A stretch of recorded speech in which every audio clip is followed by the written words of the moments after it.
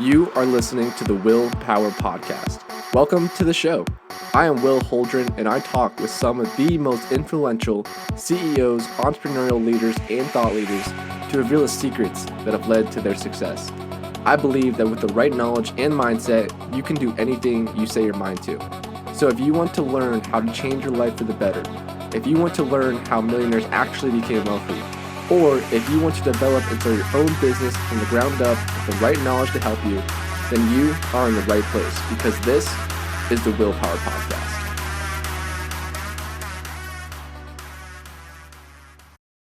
How's it going, everyone? My name is Will Holdren. I am the host of the Willpower Podcast. Today we have a true, incredible visionary and leader, and his name is Dr. Shan Nair.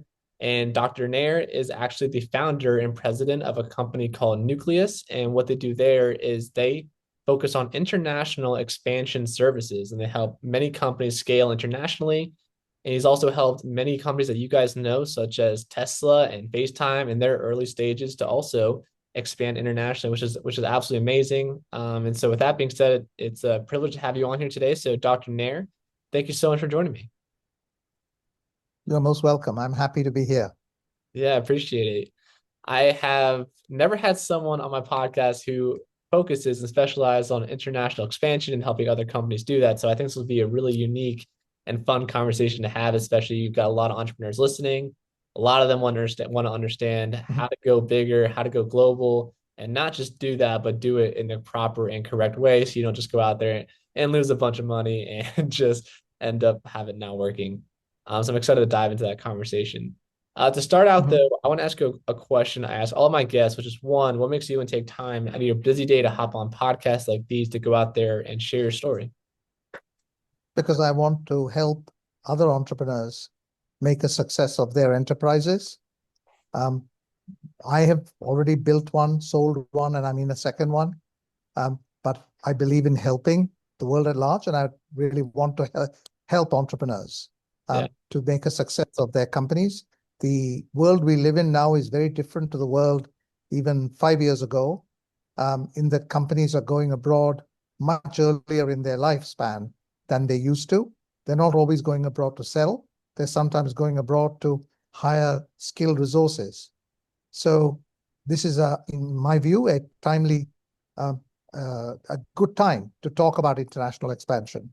Definitely. And like you mentioned, the world is fast paced right now and entrepreneurs need some help. So I always love to hear, successful entrepreneurs just always willing to give back because there's many other things you could be doing, right? But it's always good to give back and help that younger generation come up as well.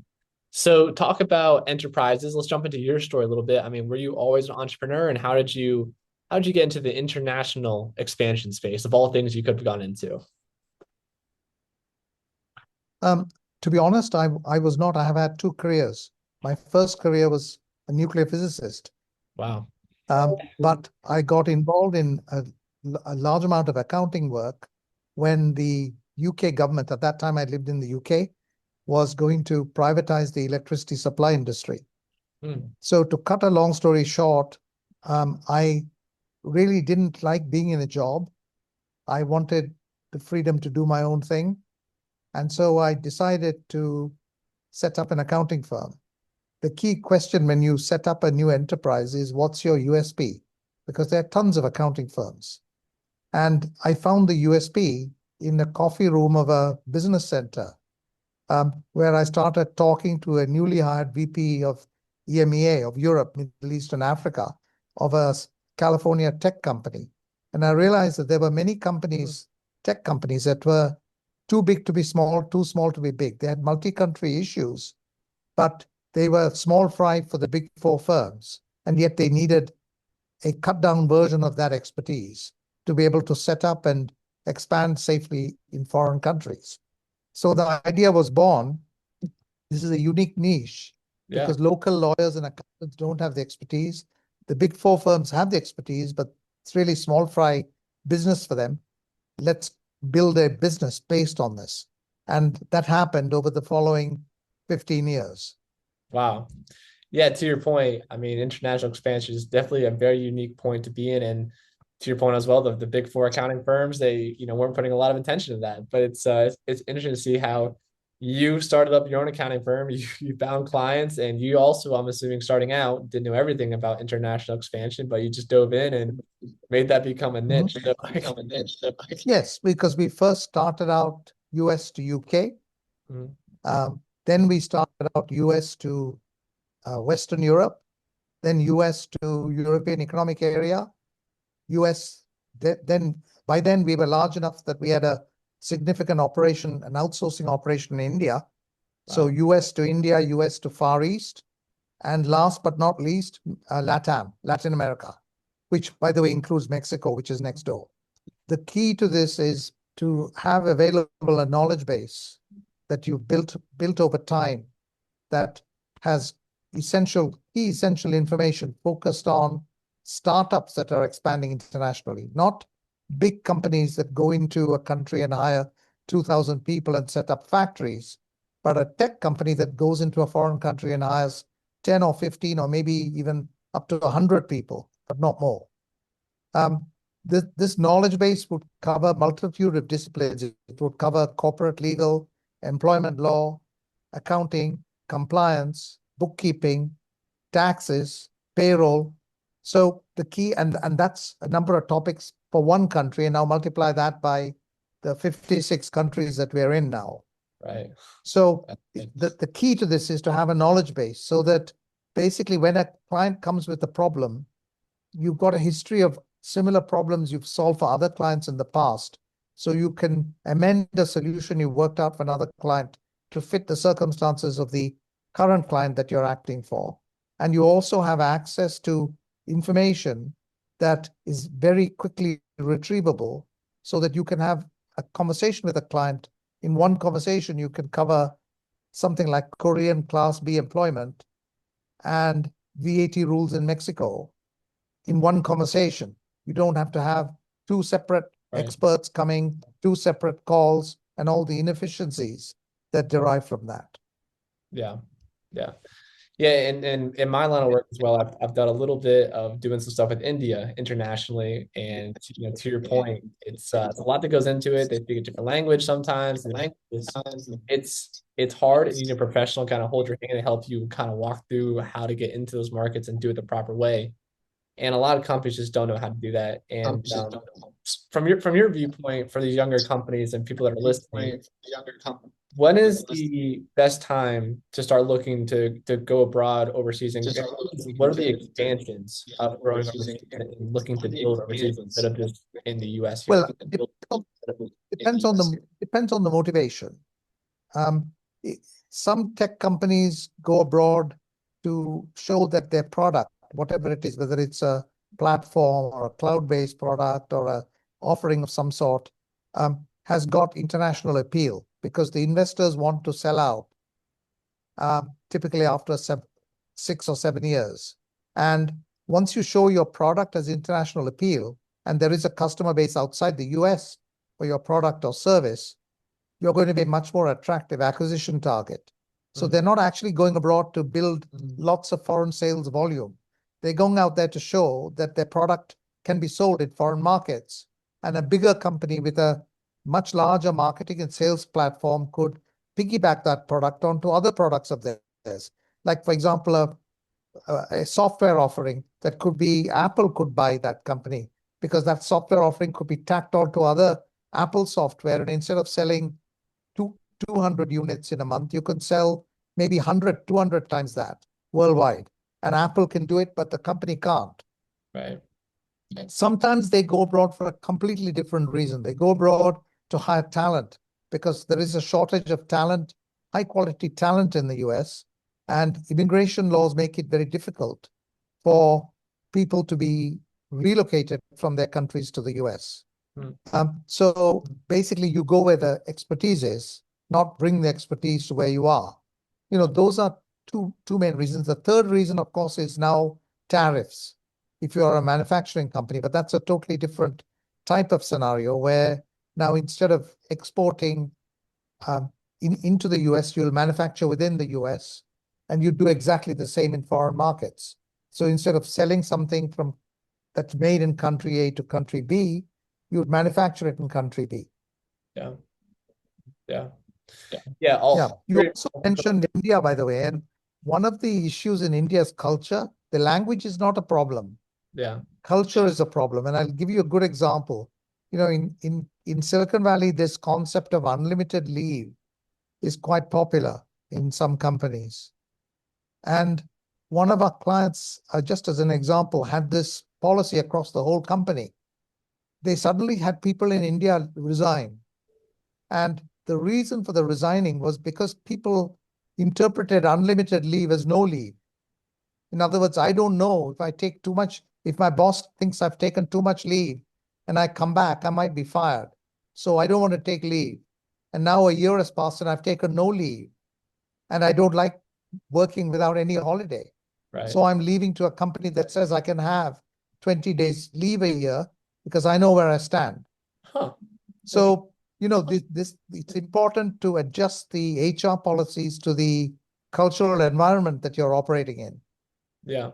Otherwise, because not all countries in the world have the US culture, and we have to adjust. They're not going to adjust to us. We have to adjust to them, particularly in countries like India, where again, top tier talent is now in short supply. They can, if they want, leave for another job very easily. Mm. Okay. Yeah, that's a very fair point. And yeah, again, people think differently, people are raised differently, so it all comes into consideration there. You said a lot of good points of why it's important to look overseas for international expansion. And one of the points you mentioned was just to see if there's international appeal for your product out there, right? And so when you bring on a client that's looking to do that, how do you determine what country to bring that product into? Because obviously, like you said, there's so many that you can choose from. Like, how do you know which one to jump into? Okay. Usually the client has already got a good idea. I'm sorry, you cut out there. I can't hear you. Oh, you're good. You're good. Yeah. Usually the client already knows who they want to hire because the client will have basically picked a person to be their VP of the foreign area, like EMEA, that has contacts with potential customers. Either they've been employed by those potential customers or have contacts from previous business development and sales experience with senior people in that company, so they can plug into those contacts and expedite a sale. So usually the client already knows who they want to hire. Okay. The client doesn't know where they need to go, usually in a case where they're setting up a factory or something like that, where they don't actually know. So they look at a few countries and we do them a report that lists all the pros and the cons of each country. So it could look at things like availability of labor, skill sets of labor, um, the actual utility infrastructure, because you have lots of parkouts, it's no use. If you're setting up a factory, the transport infrastructure, things like that, where you would do a report on long before they decide, covering the countries that they're in principle interested in. But usually those are larger startups. Usually a smaller startup where you're trying to show your product has international appeal, they're hiring a key guy who now has other people who worked with him or her in the past, that he or she goes and hires, and soon you get a team of business development people. Okay. Got it. Yeah, and to your point, you got to have good boots on the ground, right? And so, do you guys go out there and help people find that key guy in that country they want to go into? Is that someone that they should be expected to have before they contact you guys to help them? No, we don't do the recruitment because there'd be a conflict of interest because some of our clients are competitors. So we can't rob Peter to fund Paul. But we can recruit, but we know the typical recruitment consultants that companies use in particular technology areas, and we can recommend them and introduce them. We come in once the recruitment now is decided, and now a local country compliant employment agreement needs to be sent to the first hire. That's when we come in. So not just to produce the contract, but also to figure out what type of setup they need. Do they need a subsidiary, a branch, a rep office? A lot of that depends on what they're planning to do in that country and how relevant those functions are to the core activities of their business. Hmm. Okay. So So then once we've figured out what they need, then we set it all up. We set up the subsidiary, get it ready to do business, get the employment agreements out, register for taxes and payroll, and then we support the operation on an outsourced basis, paying the bills, doing the management accounting, the bookkeeping, and also doing all the returns. Usually it starts with a VAT or a GST return, which is once, usually every 3 months. Okay. So you guys really have a white glove service on top of it to help ensure a smooth transition going forward. Um, what are from your experience, I mean, what are the biggest mistakes that people or companies that you see when they try to go international into these new I think the biggest mistakes are not having enough of a budget to do it properly. So doing it on a shoestring and then getting bitten in the butt 4 years later when tax authorities and others catch up. And what do I mean by that? I'll give you a classic example. A company wanted to sell their products in Belgium, so they hired a Belgian salesperson, but he was an independent sales agent. He had his own business, and he sold the company's product along with other stuff. He was very successful in selling the product, so they offered him a job. He didn't want a job. He wanted to be self-employed, running his own company. So they terminated him and employed a person to actually sell their product. The problem was that they didn't check and didn't realize that in Belgium, when you terminate a sales agent, you have to buy him out. You have to pay him for the goodwill of the business that he's generated. So effectively, they have to buy him out for that portion of the business that he had generated for them, which came to around about $1 million. Wow. It was a huge amount. So he sued them in court and he won. Because it's a slam dunk. The Belgian laws say that. So you have to understand the laws of the country and take proper advice before you just go and do things, Right. which you would do without thinking twice here in the US of A. Yeah. Yeah.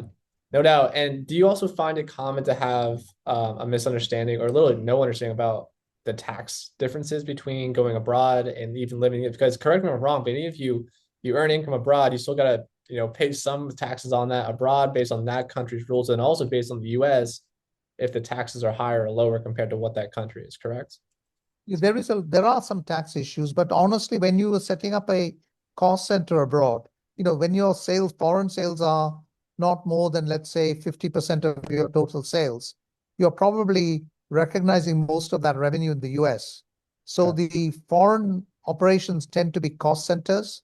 So what you do is you cover all their costs and you give them a guaranteed cost plus uplift on which local country taxes are paid. And that model is accepted throughout the OECD. I think Brazil is one of the countries that doesn't accept that model, but in most countries, that model is accepted. Of course, there are often reasons why you would recognize revenue in the foreign entity. For example, one of our clients has a contract with Daimler-Benz. Daimler-Benz requires a local German company to be set up, otherwise they won't sign the contract.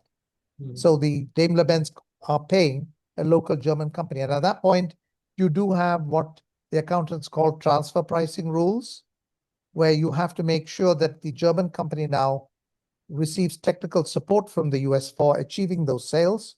But the price that is charged by the US for that support is an arm's length price. Those kinds of things we would handle.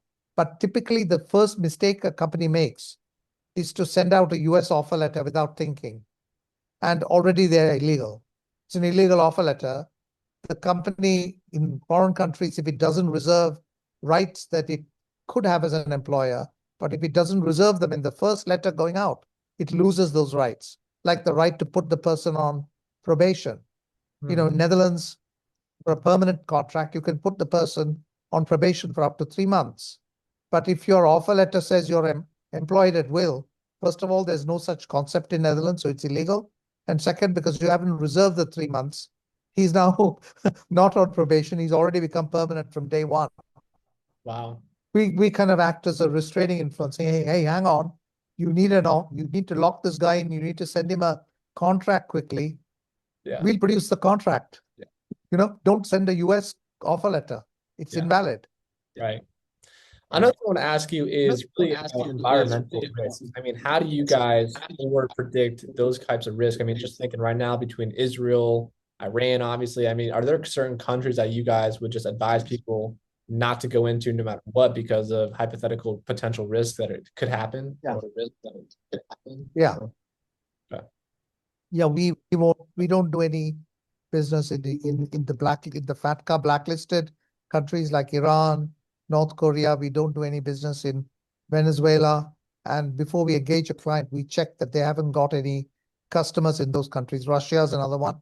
Although before the sanctions, we used to do quite a lot of business in Russia. We know how to set up Russian OOOs, but haven't done any business in Russia since the sanctions started. Okay.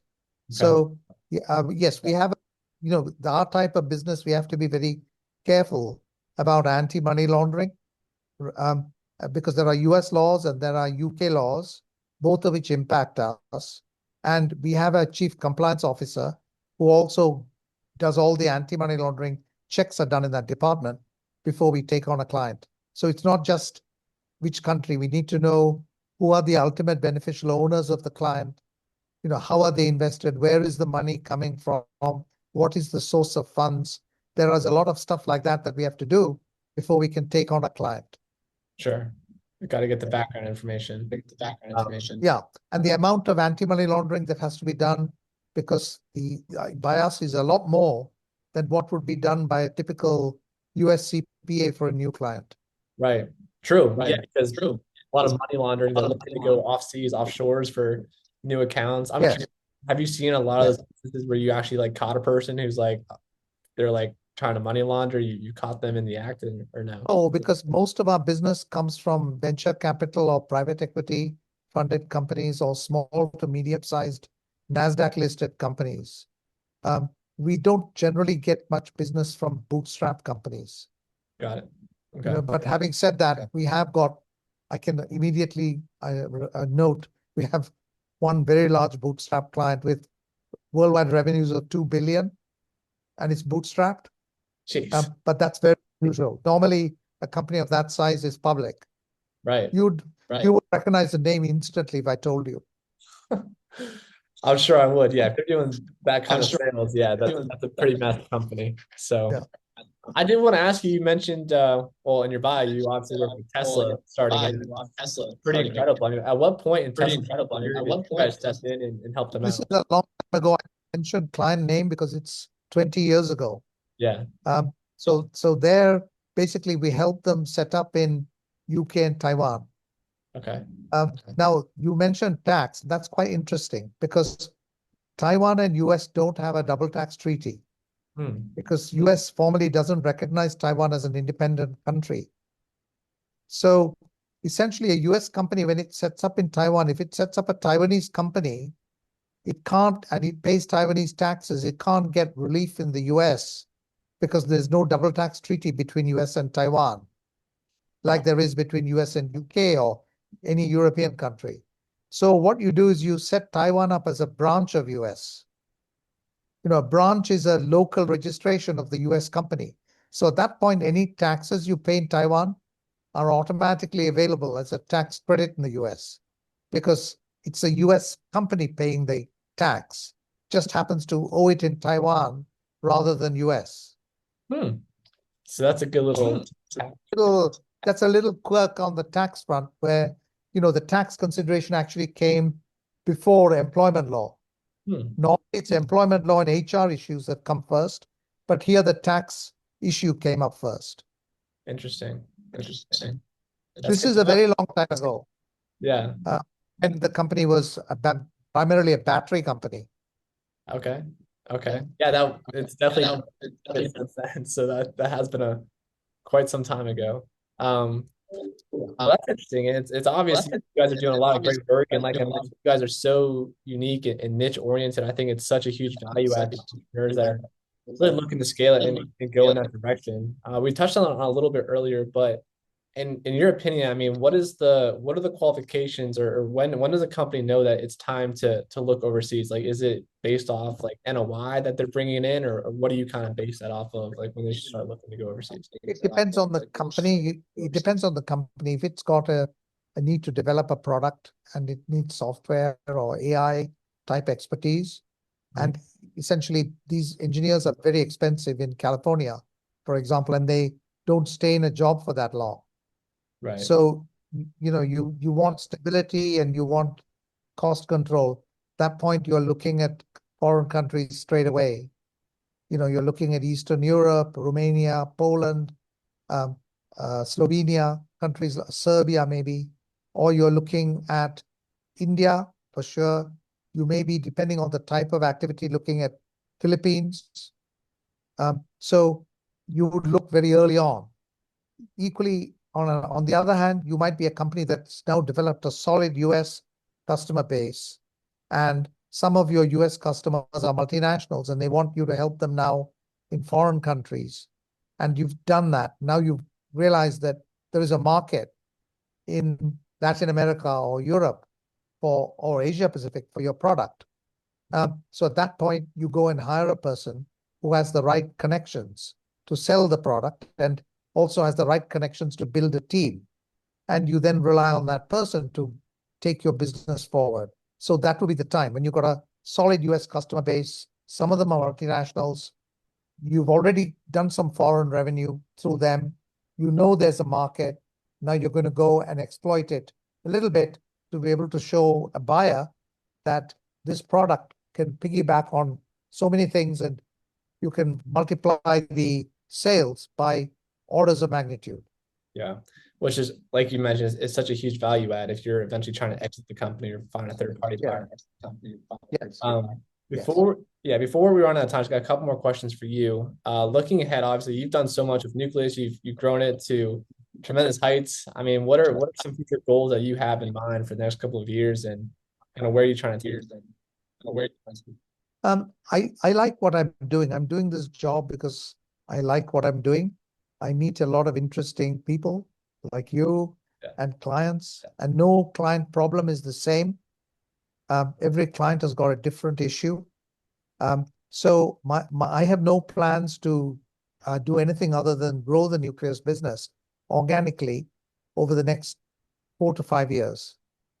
I would like to grow it with essentially, I'm not looking for any client. I'm looking for clients that have got problems and needs that we are in a very good position to resolve for them. Mm. And I'm looking for clients that have got the financial resources to pay for top quality advice. So Right. it's a combination of need and ability to fund, Yeah. because that's really where we come in. I've had a client, for example, call me up the other day with $2 million worth of goods stuck in the French douane, French customs. And it turned out that it was because the intercompany agreement that they'd drafted between US and France didn't allow the French company to act as an importer. And they put the French company as an importer on the shipment documents. Something like that. When you solve that problem now, you get a sense of personal satisfaction. Yes. And that's really what I like to do. That's awesome. How many clients can you guys take on at once? Are you booking in all these clients you bring in, or do you have? It depends on what you mean by a client, right? Yeah. Is a US company with 5 foreign subsidiaries one client or 5 clients? I would say one client in this scenario. Okay, yeah. So if you take the average client as a US company with operations in 3 countries, we can probably take on in a given month, because we always run the company with excess headcount, Hmm. because we're hiring now to train people that will support clients in coming on board in 6 months. We can probably take on about 5 of those companies in a month. Yeah. Okay. That makes sense. And before we jump Yeah, off, 5 operations in 3 countries on average. okay, I feel like that's a good number for sure. For those listening, that kind of want to learn more about you and learn more about your company as well, what is the best way for them to go out and find you, or find your guys' company? I think the website www.nucleus-co.com has a lot of information. It's the company's website and gives you information. I can be contacted on Shan, which is my first name, SHAN, at nucleus-co.com. Awesome. All right, guys, there you have Awesome. it. Definitely go out and reach out to. Guys, there you have it. Definitely go out and reach out to. With that being said, Dr. Sean, Thank thank you. you so much for joining me today.